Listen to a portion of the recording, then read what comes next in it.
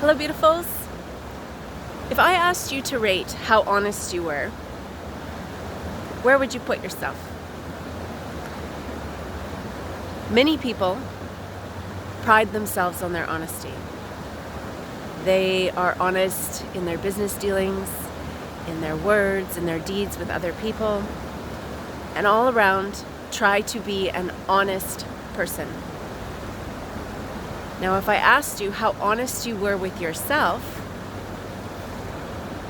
would that ranking change? For many of us, we have found ourselves at times, sometimes more often than others, denying or suppressing our feelings, even pretending that our feelings are something other than they are. In this place, we are lying to ourselves. We are dishonest. And some of those reasons are because we may feel that if we accept a feeling, that it defines us. That's who we become. Or we feel, or think, rather, we think that the feeling we have is wrong. Our feelings are not us. Just like the experience of sitting by the water is not me, it is an experience. Our feelings too are experiences, and they do not define us. Therefore, what we are experiencing or feeling can never be wrong. Where the wrong might come in is if we decide to act on it. There is a very big difference between acknowledging what our feelings are and acting on them. For example, you can be very, very angry and want to, for example, punch somebody, but you can acknowledge that you're angry without having to follow through with the action that you feel you want to do. And it's powerful when you can state what you're feeling. And in the example of anger, when we state what we're feeling, it allows us to dissipate that feeling so it doesn't come out irresponsible or sideways later.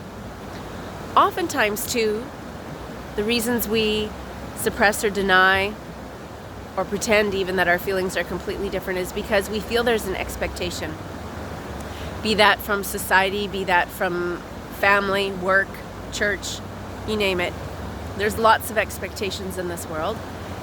And so to get through that expectation, we just pretend we feel differently. And that actually disempowers us. It fosters place to grow resentment, which actually is the number one toxin for relationships. And the invitation is, if that is a space you find yourself in, where you're expected to do something and yet your feelings don't line up with that, it might be something that you have to do anyway, but to honor your feelings. So to acknowledge to whoever it is that this interaction is with, say, hey, you know what?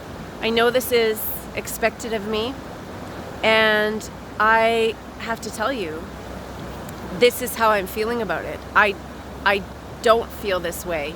I feel this way.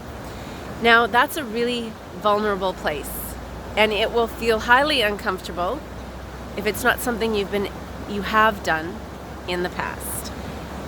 However, it is a wonderful opportunity because it gives them a chance to see who you truly are, and then they can respond.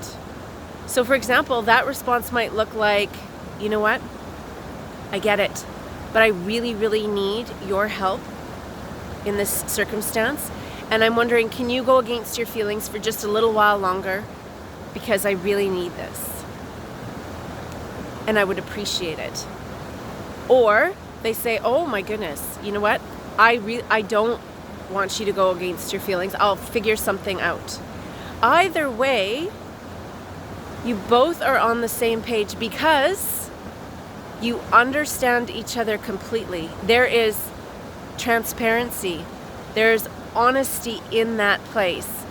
And can you imagine if we were able to have those conversations and those types of relationships and interactions with others, how rich our experiences would be, how much deeper our connection would be to others, to ourselves, how much more we would value ourselves and what we were feeling.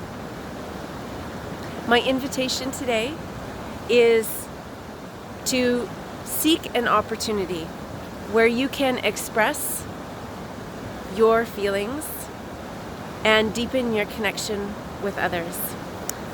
Until we speak again, please be well.